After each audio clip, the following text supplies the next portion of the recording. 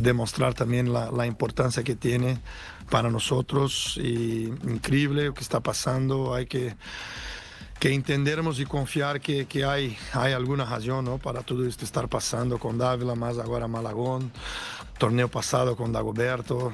En este tema no andamos con mucha suerte, pero bien va a estar nuestra oración, nuestro pensamiento positivo para que salga todo bien y que Mala consiga recuperarse cuanto antes. Sí, nos parece una lesión un tanto grave, vamos a ver, probablemente una lesión de tendón de Aquiles. Ojalá no sea ruptura total, pero probablemente una ruptura parcial al mínimo que le saca, vale sacar, por cierto, por un buen tiempo ahí. Filadelfia pierde con el América 1-0. Un partido antes de la lesión de Malagón, en la ejecución, el desempeño de los americanistas y otro después, evidentemente muy afectados. Golazo de Brian que abre el espacio.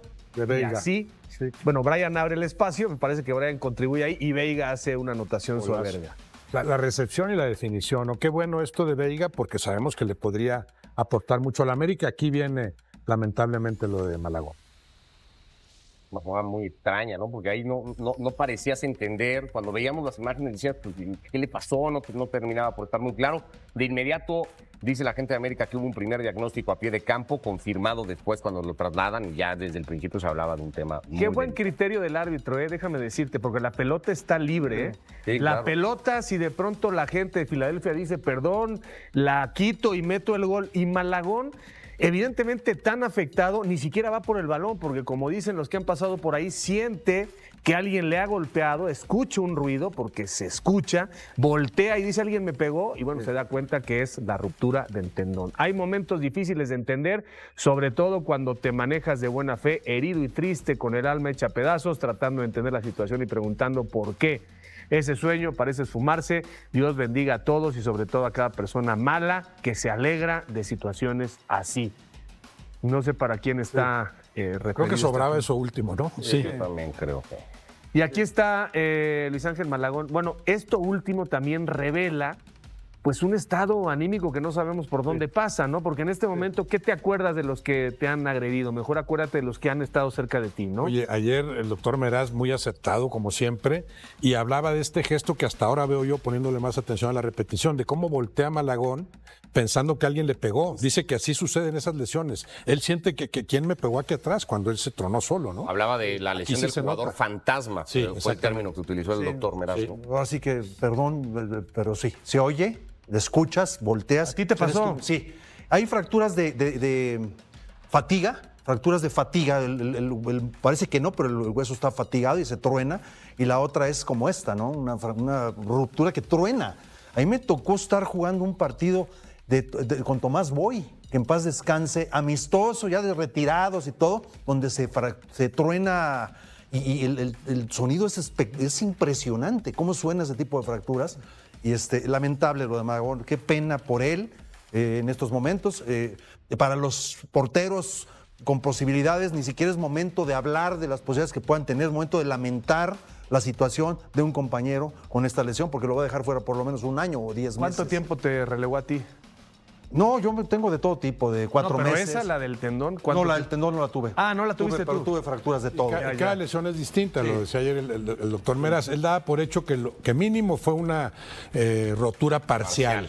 Lo cual sí ya pone en predicamento tu participación en la Copa del Mundo. Si la rotura no es parcial, es completa, sí sucede esto de más de 6 meses, ¿no? Hoy ya se empieza a hablar parece ser que el diagnóstico es confirmado y que es rotura ya completa de Luis Ángel Malagón.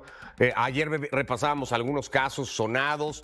El más reciente era en NFL, el de Aaron Rodgers, cuando debutaba con los Jets, ¿se acuerdan? En la primera jugada que tiene, se truena y tarda 79 días, una recuperación bastante rápida, pero hay uno en NBA de Kevin Durant, por ejemplo, que le lleva 230 y pico de días volver a jugar, es casi un año completo. Entonces, pues, distintas maneras de asimilarlo, hay que ver cómo va reaccionando el cuerpo, el estado de ánimo del deportista en este caso. hay muchos casos así. Yo me acuerdo de un compañero de nosotros que trabajó mucho tiempo aquí, ¿se acuerdan de Tony Kerky? Sí. Tony se rompe el tendón de Aquiles igual y le lleva un rato largo para poder volver, dicho por él. Evidentemente no hablamos de un deportista de alto rendimiento, pero bueno, es una lesión muy complicada. Y la edad tendrá que ver, me imagino también. ¿Qué edad tiene Malagón? Pues no, tampoco es que sea tan grande. Debe tener sobre los 31, 32. por ahí.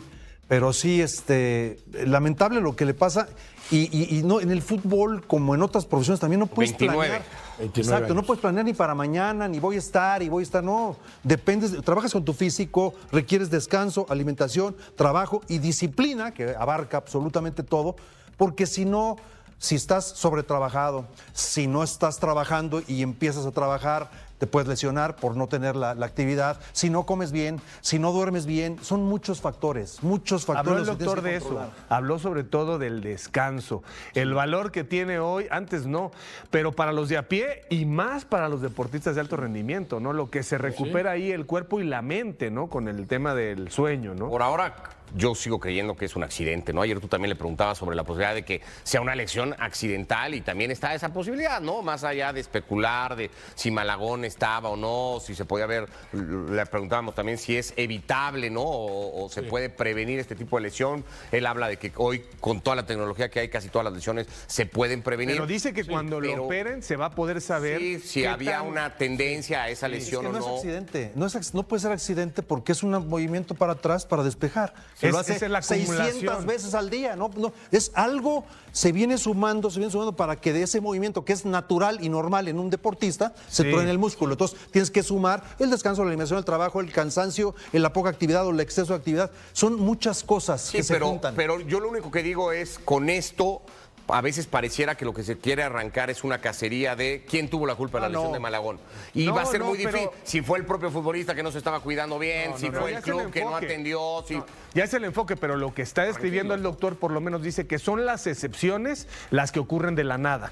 Eso es lo que dijo. Que en realidad hay una tendencia, ¿no? O sea, hay cosas que se van acumulando y que derivan ya en que se rompa. Pero no descartó esa posibilidad. Incluso estando perfectamente bien, te puede pasar. Puede suceder ese accidente. Pero normalmente lo que sucede es que todo esto incide, ¿no? Y según entendí, al momento de operar pueden también, él decía, inferir, no diagnosticar así con certeza, pero sí podemos suponer con esto que vimos en la operación que ya había algún antecedente. Que el tendón hablaba ya era propicio a esa lesión. Déjame agregar algo importante, porque esto ha venido evolucionando. Lo que más evolucionó en el fútbol desde que jugábamos hasta la fecha es la preparación física. Hoy los jugadores son más atléticos, más rápidos, hay menos tiempo y espacio en la cancha.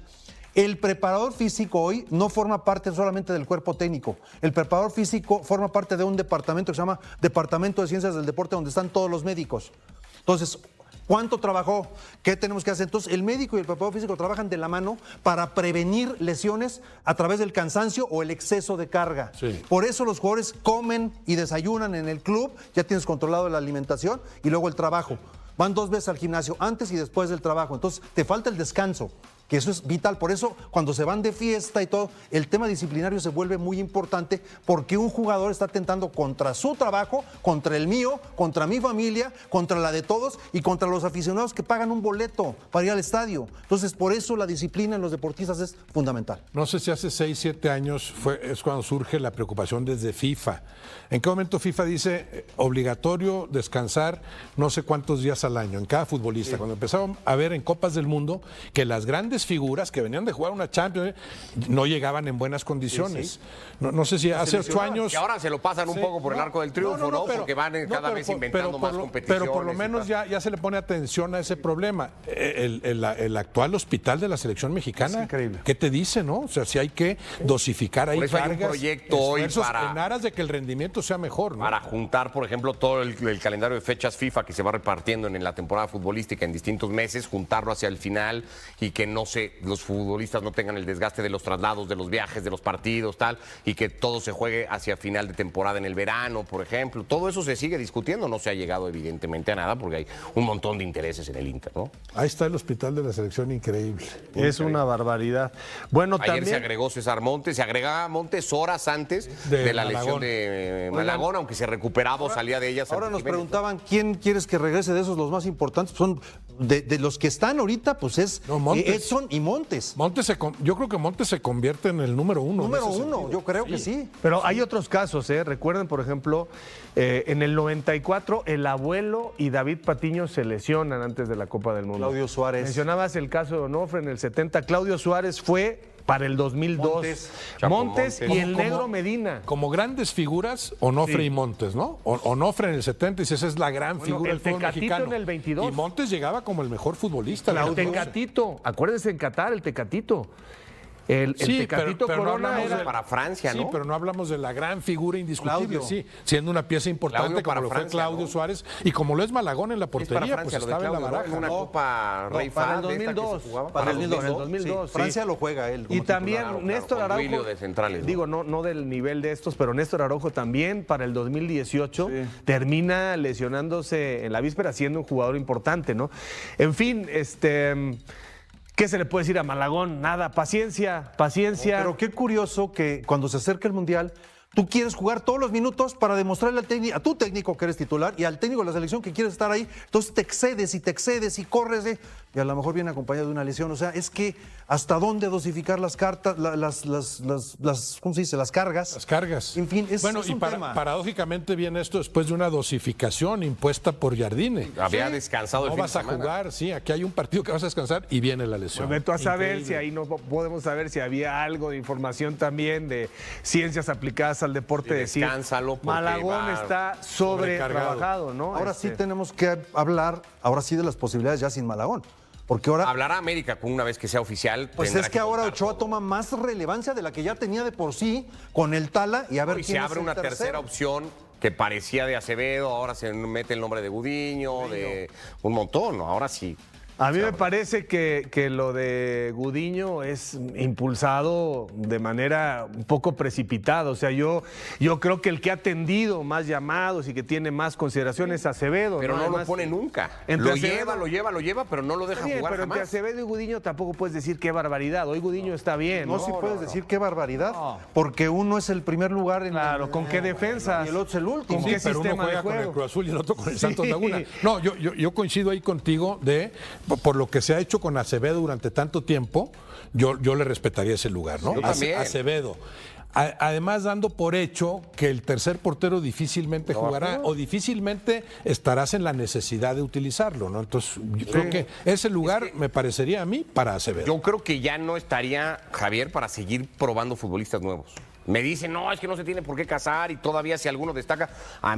Para mí lo ideal sería que ya cerrara este discurso de sigo buscando futbolistas y se pusiera a decir, pues estoy buscando ahora mi 11 titular, ¿no? Y ya con lo que he convocado y con lo que No tengo. solamente lo va a ya. seguir diciendo, sino lo va a seguir haciendo. Sí, yo creo, estoy de acuerdo, pero ojalá no sucediera, ¿no? Ahora, hay que decir algo, y no quiero ser yo así súper quisquilloso, pero sí quiero decirles que ayer Cota lo hace bien. La exigencia de Filadelfia no es mayormente casi nada, importante, pero en la segunda pelota a balón parado que le tiran, están a punto de meterle un gol al América, un balón de derecha a izquierda que va al pico del área chica y él ni sale ni se queda. Se atora en esa jugada. Igual tiene Después que ver con lo mal que ha Por eso. trabajado la pelota parada América en Después general, tiene ¿no? un par de buenas intervenciones, nada extraordinario, pero dos jugadas que lo retan, en una estuvo a punto de ser factor. Mira, aquí está. Creo Se que pasa, o sea, ni va por el balón. Y si Creo aparece que, y alguien tú lo decías, yo sí creo que anímicamente al América se le ve muy afectado, ¿no? O sea, creo que América termina el primer tiempo como ¿qué está pasando? ¿Qué está pasando? Se deben de haber enterado en el descanso la gravedad de la lesión y sí creo que el segundo tiempo en el estado de ánimo del equipo se nota muchísimo lo que había pasado con Malagón. Sí, no, fue un gran partido, lo ganó, que era muy importante, el famoso ganar por ganar o merecer ganar, son dos cosas distintas, errores pavorosos en zona defensiva, terribles, imperdonables en un equipo con esa experiencia y este jugador, que no capitalizaron Gana bien, ya hay alguna mejoría como la hubo en el partido anterior acá en el torneo interno, pero se confirma que no está entre los 3 principales candidatos en ninguno de los 2 torneos. Y lo que decía Roberto, también coincido totalmente, a Veiga le viene muy bien este gol, ve la recepción, después pum, la mete, Golazo. le va a dar confianza, le va a dar mayor tranquilidad para la adaptación que requiere un jugador de esas condiciones. Ahí, por ejemplo, yo creo que producto de la lesión de Malagón, cambian algunos planes de Jardín en el partido de ayer. León hablaba, no es que fuera información confirmada, pero un poco la idea, por ejemplo, con Cendejas, era darle 70, 75 minutos. Una vez que se da la lesión y se confirma, Cendejas sale apenas arrancando el segundo tiempo, dice, va para afuera Cendejas. Yo creo que condicionado todo acá no nos vamos a seguir perdiendo futbolistas, ¿no? Yo lo de Veiga me parece que es este jugador, ya sabemos, ¿no? Que tiene muy buen timing cerebral, que tiene técnica. Vamos a ver si puede volverse un poco más dinámico, ¿no? Ese es el si tema. puede recorrer un poco más de metros en técnica, en velocidad, si él mismo puede quitarse, no solamente tirar el pase a la espalda, sino él mismo puede quitarse 1 o 2 y luego clarificar todavía más. Pero ese gol es de crack, como lo fue una jugada por derecha también, que elude a 3 adversarios, de crack, ahí te das cuenta. Entonces, coincido contigo, pero también te diría, ¿qué pasa si el América mejora en el funcionamiento, vuelve al funcionamiento de antes, es más dinámico en todo eso y entonces ya facilita explotar al máximo condiciones como las de Veiga? Por un lado, él sí meterse más en esa dinámica, ¿no? Participar más, pero por otro lado, si el equipo mejora, y ya va a mejorar mucho en la medida en que siga contando con Cendejas y Brian en el ataque, mejora en todo lo demás, eso va a facilitar el trabajo de Veiga y la posibilidad de explotar esas condiciones que no cualquiera tiene. Y yo creo que una de las soluciones para que se dé lo que dice Roberto, lo que bien dijiste tú también, es que uno de los 2 contenciones sea más ofensivo, como lo eran Fidalgo con Richard, o como lo era Fidalgo con Jonathan, o como lo es Chiquito con este brasileño, que se me fue el nombre, de San Luis, Dourado. Entonces, si pones a los 2 fijos, va a quedar más complicado para que Veiga luzca, ¿no? Y Lima parece que puede dar más también, ¿no? Se ve mejor en Lima. el caso de Lima, que lo vemos de contención y hacia arriba, ¿no? Es más un mediocampista de enlace, ¿no? Que buen jugador, más ofensivo que Jonathan, por ejemplo, ¿no? Sin duda. Y bueno, de manera coyuntural aparece con América el asunto de Fidalgo, ¿no? De ayer. Le llaman ya al Betis para decir, queremos informarte que va a ser convocado para las fechas FIFA de marzo Álvaro Fidalgo. La pregunta aquí, asumiendo más o menos que Fidalgo tuviera el mismo nivel de América, hay quien dice que no hubiera sido llamado de haber seguido en México. Yo creo que sí. Yo creo que sí o no. Yo lo que creo yo es que si estando en México en su mejor momento o estando fuera como está ahorita, el titular en esa posición hoy se llama Marcel Ruiz, por mucho. Estoy de acuerdo. Por mucho, en esa posición específica. Estoy de acuerdo, pero yo creo que a lo que quiero referirme es que yo creo que lo de Fidalgo está planchado hace 2 años. Sí, yo creo que ¿no? sí. O sea, cuando se empezó a decir nada más que cumplas el trámite, la expectativa de la Federación y de Aguirre es difícilmente va a dejar de ser un jugador que pueda ser uno más o un poco más que los demás. Pero sí, entiendo, pero el hecho de irse a España, yo creo que sí ha incrementado sus posibilidades de ir al Mundial. Primero porque dices, bueno, estás en España, otro tipo de roce, pero además, por lo que ha mostrado en los partidos que ya jugó por allá, algo se fue. Lo de Hidalgo en España ha sido una mejor versión que la que se fue de acá, que había sido maravillosa. más cercana a la mejor que yo tuvo sí con veo, América. yo sí veo justificadísimo su Agrego un llamado. factor. No, tú primero, no, rapidísimo. No, nada más no para contradecir ni mucho menos, pero lo único que a mí me pasa, entendiendo que Marcel tendría que ser un titular, a Marcel le pasa lo que le pasa a casi todos, salvo Raúl Jiménez. El problema con Marcel Ruiz es que no juega en selección lo que juega en Toluca. Como no lo hace Alexis, como no lo hace Charly Rodríguez, como no lo hace ningún futbolista que va a selección mexicana. Eso genera que Javier siga buscando futbolistas, porque si no, este discurso de sigo buscando a mis jugadores ideales, pues ya se hubiera terminado hace mucho tiempo. No hemos visto a Fidalgo con selección, pero, claro. Pero lo que vemos a nivel de clubes, yo coincido con Ricardo que ahorita es Marcel Ruiz, ahorita, ¿no? Sí optaría, si fuera uno u otro, pero no es posible que jueguen juntos. ¿Hay forma de que jueguen juntos Marcel Ruiz y Fidalgo? A mí Falta pensar en Edson, en Lira. Claro, No, Romo, para mí el factor Edson. número 1 sobre lo que estamos diciendo, el número 1 es que en esas posiciones, lado izquierdo, selección nacional, son Toluca. Es Gallardo, Marcel, Vega. Sociedad. O sea, entonces estás haciendo, ya se conocen de pásale por atrás. Pero yo me hoy no quedo, puedes pensar en Vega, que acaba de regresar y tiene por 10 eso, minutos.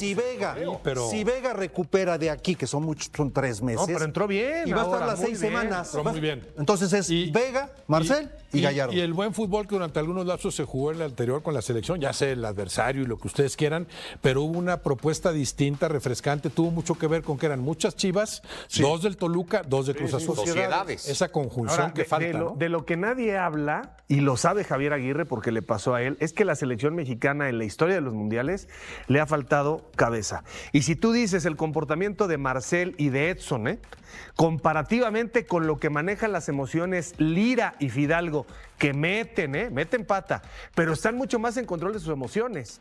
Son más cabras locas Edson Álvarez Marcel y no Marcel. tanto. No, Marcel Se lleva. ha vuelto. Marcel se ha vuelto muy, muy problemático en ese sentido. Todas esas cosas hay que pensarlas, porque si México, como pasó con Rafa Márquez, Alberto García Aspe, Luis García, Javier Aguirre, Pablo Pardo, sufres expulsión en Copa del Mundo, con lo justito que tenemos, se nota mucho, ¿no? Se puede dar.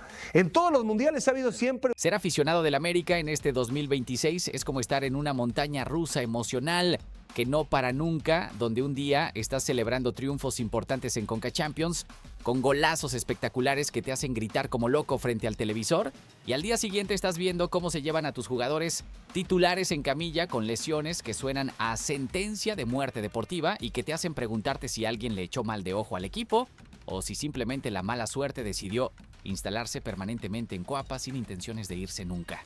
Y lo más cañón de todo este desmadre no es solamente que las lesiones estén cayendo una tras otra como si fuera una plaga bíblica, sino que en medio de todo este caos absoluto, el equipo igual está encontrando maneras de ganar partidos importantes, de escalar posiciones en la tabla después de un arranque que daba vergüenza ajena y de sacar a relucir canteranos que ni sabíamos que existían, pero que resulta que juegan mejor que los refuerzos millonarios que tanto nos vendieron en la pretemporada. Porque seamos honestos un segundo, ¿quién de nosotros conocía realmente a Patricio Salas antes de que la lesión de Henry Martín lo obligara a salir de la banca donde llevaba años juntando polvo? Yo personalmente no tenía ni idea de que ese muchacho existía, pensaba que era otro canterano más del montón que iba a jugar 2 partidos malos y después lo íbamos a mandar de regreso a fuerzas básicas con una palmadita en la espalda y un gracias por participar, pero resulta que el chavito salió con todo y nos está demostrando que a veces las soluciones a nuestros problemas están más cerca de lo que pensamos y que no siempre necesitas gastar millones de dólares en el mercado de fichajes para encontrar buenos jugadores. Y mientras todo esto pasa en la cancha con partidos que ganas sufriendo hasta el último minuto, con porteros titulares que se lesionan horriblemente justo cuando más los necesitas y con decisiones técnicas que francamente no entiendes ni aunque te las expliquen con dibujitos, tú como aficionado azul crema tienes que estar ahí bancando al equipo incondicionalmente, gritando cada gol como si fuera el último de tu vida, sufriendo cada oportunidad fallada como si te hubieran clavado un puñal en el corazón y defendiendo a muerte los colores de tu club, aunque a veces ni tú mismo entiendas qué carajos está pasando con el plantel que se supone que iba a dominar el fútbol mexicano de principio a fin. Porque al final del día, ser del América no es solamente estar ahí cuando ganas títulos y cuando todo sale perfecto. Ser del América es bancar incluso cuando las cosas se ponen difíciles, cuando las lesiones te dejan sin medio equipo titular, cuando arrancan el torneo sin ganar ni meter goles durante 3 jornadas seguidas, y cuando todo el mundo te está criticando y diciendo que ya valió madres el proyecto.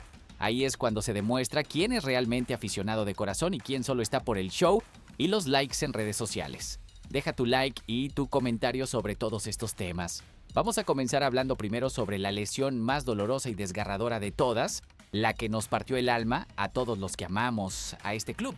Porque ver a Ángel Malagón saliendo en camilla del partido ante Philadelphia Union con una toalla tapándole el rostro fue una imagen que se me va a quedar grabada en la memoria para siempre y que todavía me duele cada vez que la recuerdo. Malagón estaba viviendo el mejor momento de su carrera, finalmente consolidado como el portero titular indiscutible del América, mejorando partido tras partido, con posibilidades reales de ser convocado a la selección mexicana para el Mundial 2026. Y de repente todo ese sueño se hizo pedazos en cuestión de segundos por una maldita ruptura del tendón de Aquiles, que lo va a tener fuera de las canchas entre 6 y 9 meses completos.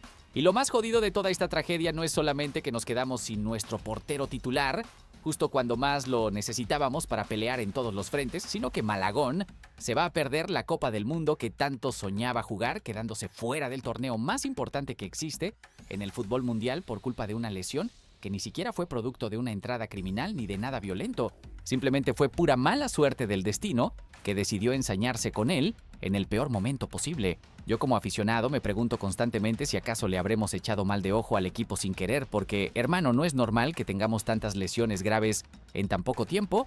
Malagón con ruptura del tendón de Aquiles, Víctor Dávila con rotura de ligamentos que lo deja fuera 9 meses también, Henry Martín, que lleva casi un año arrastrando molestias que no lo dejan rendir al 100%, Dagoberto Espinosa con su lesión grave de rodilla justo cuando más lo necesitábamos para la regla de menores, y la lista sigue y sigue como si no tuviera final. ¿Será que los preparadores físicos no están haciendo bien su trabajo? ¿Será que André Jardín los está exigiendo demasiado en los entrenamientos? ¿O será que simplemente nos tocó la peor racha de mala suerte en la historia del club y no hay ninguna explicación racional para todo esto? Lo que sí te puedo decir es que ver cómo se van cayendo uno por uno los titulares que tanto nos costó armar es frustrante a niveles que no te imaginas. Porque tú como aficionado haces el esfuerzo de ir al estadio, de comprar la playera oficial, de defender al equipo en redes sociales contra los odiadores de otros clubes. Y lo mínimo que esperas a cambio es que los jugadores se mantengan sanos y puedan jugar los partidos importantes, pero ni siquiera eso nos están dando en este momento. La lesión de Malagón además tiene ese componente extra de tristeza porque el muchacho finalmente había encontrado su lugar en el equipo después de años siendo suplente y peleándola en la sombra de otros porteros, y justo cuando todo le estaba saliendo perfecto y cuando tenía el Mundial a la vuelta de la esquina, le cayó esta desgracia que le arruinó toda la temporada y probablemente el sueño de su vida. Pensando bien, como aficionado, uno intenta ser positivo y pensar que estas lesiones van a servir para que otros jugadores den el paso adelante y demuestren que tienen nivel, pero también es inevitable sentir coraje y frustración cuando ves que todo lo que construiste durante meses se derrumba por lesiones que muchas veces se pudieron haber prevenido con mejor manejo de cargas o con más cuidado en la preparación física. Ahora vamos a hablar sobre quién va a reemplazar a Malagón bajo los 3 palos. Y aquí es donde nosotros como aficionados tenemos opiniones divididas que generan debates interminables en las gradas y en las redes sociales. Fernando Tapia era el nombre que todos queríamos escuchar, ese canterano joven de 24 años que regresó a casa después de andar prestado por otros equipos y que, según los que saben, tiene potencial de sobra para ser el portero del futuro del América.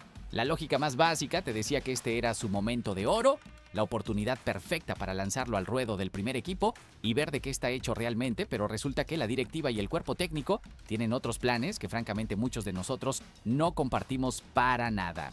Rodolfo Cota va a ser el portero titular en lo que resta del Clausura 2026, un veterano experimentado que conoce perfectamente lo que es jugar bajo presión en partidos decisivos, pero que también es un portero que ya está en la parte final de su carrera y que no representa ningún proyecto a futuro para el club. Yo entiendo perfectamente el argumento de que Cota tiene más experiencia y más tabla para manejar la liguilla. Cuando cada error puede costarte el campeonato, eso tiene sentido absoluto y no lo voy a negar, pero como aficionado también me pregunto si no estamos desperdiciando una oportunidad única de foguear a Fernando Tapia en condiciones reales de competencia para que vaya agarrando ritmo y confianza de cara al futuro. Porque seamos sinceros, ¿de qué sirve tener a Tapia pudriéndose en la sub-21 si supuestamente es el portero del mañana? ¿Cómo se supone que va a desarrollarse y mejorar si nunca enfrenta delanteros de primera división, ni siente la presión de defender una portería con miles de aficionados gritándole en las tribunas? La explicación oficial del club es que lo están preservando para que no se queme antes de tiempo, que tienen un plan a largo plazo para su desarrollo que va más allá del torneo actual y que después del Mundial finalmente le van a dar su oportunidad de brillar con el primer equipo.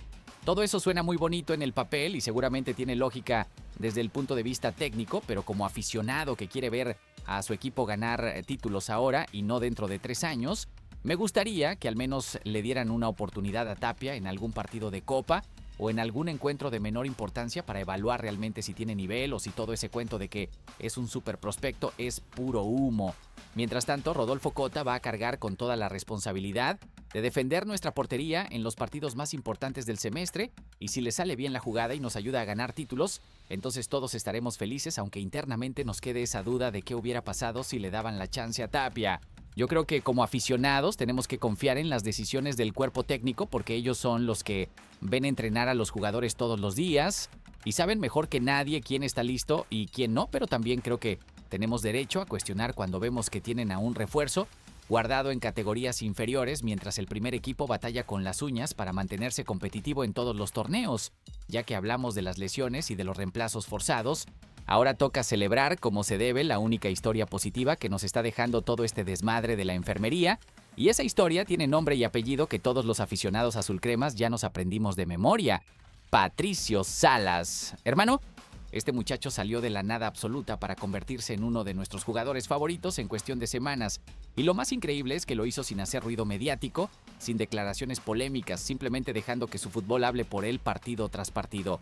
Yo te juro que hasta hace 2 meses ni sabía quién era Pato Salas, pensaba que era otro canterano, más del montón que iba a jugar un par de partidos por obligación y después lo íbamos a mandar de regreso a fuerzas básicas, sin pena ni gloria, pero el muchacho salió con todo y nos demostró que estábamos completamente equivocados al subestimarlo. Su partido ante Philadelphia Union en Conca Champions fue simplemente espectacular.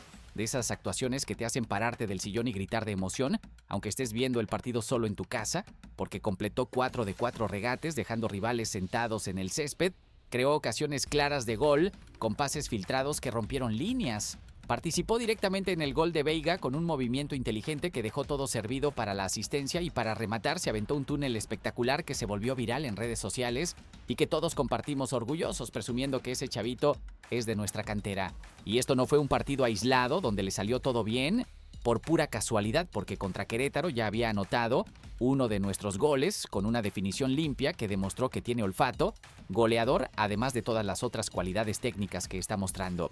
Lo más chido de todo es que Patricio Salas está aprovechando su oportunidad como muy pocos jugadores jóvenes lo hacen, porque sabe perfectamente que en cuanto Henry Martín se recupere probablemente lo manden de vuelta a la banca, entonces está exprimiendo cada minuto que le dan como si fuera el último de su vida, jugando con una intensidad y una hambre que francamente le falta a muchos de nuestros refuerzos millonarios que parecen estar de paseo en la cancha. Como aficionado, ver salir a un canterano y que te represente con orgullo, que se mate en cada jugada, que celebre los goles como si hubiera ganado la Champions League, eso no tiene precio y es algo que ningún fichaje millonario te puede garantizar, porque el amor por la camiseta no se compra con dinero. Yo personalmente estoy feliz de haberme equivocado con Salas, de haber dudado de él al principio, porque ahora cada vez que entra a la cancha siento esa emoción genuina de ver a uno de los nuestros triunfando en el primer equipo y demostrando que la cantera del América sí tiene talento de calidad cuando se trabaja bien y cuando se les dan oportunidades reales. La pregunta incómoda que todos deberíamos hacernos es: ¿cuántos otros Patricio Salas hay escondidos en nuestras fuerzas básicas esperando su oportunidad de brillar? ¿Cuánto talento hemos desperdiciado durante años porque preferimos gastar millones en refuerzos extranjeros en lugar de confiar en los muchachos de casa? Pensando bien, ojalá que el éxito de Salas le abra los ojos a la directiva y al cuerpo técnico para que se animen a darle más oportunidades a otros canteranos que tal vez tengan el mismo potencial pero que nunca han recibido la chance de demostrarlo en partidos oficiales. Hablando del rendimiento en la cancha y dejando atrás el drama de las lesiones, tenemos que celebrar como se debe el triunfo importantísimo que conseguimos en nuestro debut de Conca Champions cuando fuimos a visitar al Philadelphia Union y nos trajimos los 3 puntos con una victoria de 1-0 que nos deja en una posición privilegiada para el partido de vuelta. El gol llegó gracias a un golazo espectacular de Rafael Veiga, que sacó un zurdazo impresionante desde dentro del área que se metió al fondo de la red como misil teledirigido, uno de esos goles que ves y te quedas con la boca abierta pensando de dónde sacamos a este cabrón, porque la definición fue absolutamente perfecta. Yo estaba viendo el partido desde mi casa con la familia y cuando Veiga metió ese golazo, todos nos pusimos a gritar como locos, despertando a medio vecindario, porque después de tantas decepciones y tantos partidos sufridos, necesitábamos urgentemente una alegría así de grande para recordar por qué amamos tanto a este equipo. Ese gol no fue producto de la suerte ni de un rebote favorable, fue pura clase y pura jerarquía de un jugador que sabe exactamente lo que tiene que hacer cuando la pelota le cae en el área, y eso como aficionado te llena de confianza pensando que tal vez sí tenemos las armas necesarias para competir en serio por este torneo internacional. La actuación general del equipo en Filadelfia fue bastante sólida considerando todas las bajas que llevábamos encima, porque supimos sufrir cuando tocó defender, generamos varias ocasiones claras que pudieron aumentar la ventaja y sobre todo mostramos ese carácter y esa garra que tanto nos había faltado en el arranque del torneo de liga. Este triunfo de visitante nos deja en una situación ideal para el partido de vuelta que vamos a jugar en casa el miércoles 18 de marzo, porque solamente necesitamos un empate o una victoria para avanzar a cuartos de final, lo que básicamente significa que tenemos el control total de la eliminatoria en nuestras manos. Como aficionado yo ya estoy contando los días para ese partido de vuelta porque quiero estar en el estadio apoyando al equipo con todo, quiero sentir esa emoción de celebrar una clasificación importante y quiero ver cómo le cerramos la boca a todos los que dijeron que este América no tenía nivel para competir internacionalmente. La Conca Champions se está convirtiendo en nuestra tabla de salvación para rescatar una temporada que empezó horrible, porque si logramos ganar este torneo y traer un título internacional a las vitrinas, todo el sufrimiento del inicio va a valer la pena y vamos a poder presumir que somos campeones de CONCACAF, aunque en la liga no hayamos estado tan brillantes como esperábamos. Yo creo que como aficionados tenemos que aprovechar este buen momento del equipo para empujarlo todavía más, para llenar el estadio en el partido de vuelta, para hacer sentir a los jugadores que tienen todo nuestro respaldo incondicional, porque el fútbol también se gana con el apoyo de la tribuna, y nosotros como la afición más grande de México tenemos la obligación de hacer la diferencia cuando más se necesita, siguiendo con el tema de Conca Champions, pero enfocándonos específicamente en nuestro goleador Rafael Veiga. Tenemos que hablar sobre su situación contractual porque, aunque muchos ya lo sentimos como parte permanente de la familia azul crema, la realidad es que el brasileño está aquí solamente a préstamo hasta diciembre de 2026 y su futuro todavía no está definido. Yo como aficionado, cada vez que veo jugar a Veiga, me pregunto cómo es posible que este jugador no sea nuestro de forma permanente porque tiene todo lo que necesitamos. Calidad técnica de sobra, goles importantes en momentos clave, jerarquía para resolver partidos complicados y sobre todo esas ganas de triunfar que se notan en cada jugada que hace.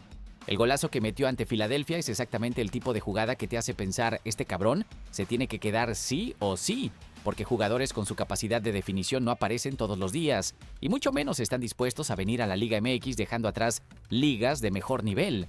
La directiva va a tener que tomar una decisión importante en los próximos meses sobre si vale la pena invertir lo que sea necesario para quedarse con Veiga de manera definitiva. Y yo como aficionado espero que no cometan la estupidez de dejarlo ir por querer ahorrar unos pesos, porque ese tipo de tacañería es exactamente lo que nos ha costado títulos en el pasado cuando dejamos escapar jugadores importantes por no querer pagar lo justo. Sí, Veiga ya tiene 29 años y no es ningún juvenil con todo el futuro por delante, pero ¿a quién carajos le importa la edad cuando el muchacho está demostrando partido tras partido que tiene nivel de sobra para marcar la diferencia? Prefiero 1000 veces tener a un jugador de 29 años que me gana partidos con golazos espectaculares que apostar por un juvenil de 21 años que tal vez en 3 o 4 años llegue a ser bueno, pero que ahorita no te resuelve nada.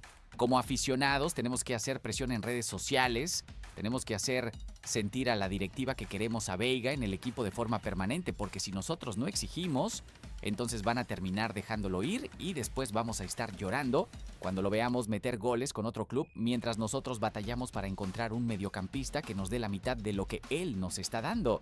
Pensando bien, la inversión en Veiga debería ser prioritaria por encima de otros fichajes porque ya sabemos exactamente lo que nos da. No es un experimento ni una apuesta a ciegas, es un jugador probado que está rindiendo al máximo nivel y que puede ayudarnos a ganar títulos importantes en los próximos años si la directiva tiene la inteligencia de quedárselo. Cambiando de tema, pero manteniéndonos en lo deportivo, tenemos que hablar sobre la recuperación impresionante que ha tenido el equipo en la Liga MX después de ese arranque patético que nos hizo sufrir a todos los aficionados azulcremas. Las primeras 3 jornadas sin ganar ni meter un solo gol fueron una verdadera tortura para los que amamos a este club. Porque tú veías los partidos desde la tribuna o desde tu casa y no entendías qué carajos estaba pasando con un plantel que supuestamente era el más completo de la liga. Yo personalmente estaba empezando a dudar de André Jardín. Estaba empezando a pensar que tal vez el brasileño ya había dado todo lo que tenía que dar y que necesitábamos un cambio urgente en el banquillo, pero el equipo me demostró que estaba equivocado cuando de repente empezó a ganar partidos consecutivos y a escalar posiciones en la tabla general. Hoy estamos en 8º lugar con 14 unidades, que no es el lugar ideal para un equipo de nuestro calibre, pero al menos nos tiene cómodamente dentro de zona de liguilla con posibilidades matemáticas de seguir subiendo si mantenemos el buen nivel. El próximo partido ante Mazatlán el domingo 15 de marzo es clave porque una victoria nos podría catapultar hasta el 6º lugar, lo que sería un salto enorme considerando que hace pocas semanas estábamos fuera de zona de clasificación con el agua hasta el cuello. Yo ya tengo mi boleto comprado para ese partido porque quiero estar en el estadio apoyando al equipo, quiero gritar cada jugada, quiero hacer sentir a los jugadores que tienen todo nuestro respaldo y quiero celebrar con toda la tribuna cuando metamos goles y ganemos los 3 puntos que tanto necesitamos Como aficionado uno aprende a valorar estas remontadas en la tabla porque te enseñan que en el fútbol nunca hay que darse por vencido, que siempre hay tiempo para reaccionar y que el carácter y la mentalidad ganadora muchas veces son más importantes que el talento individual.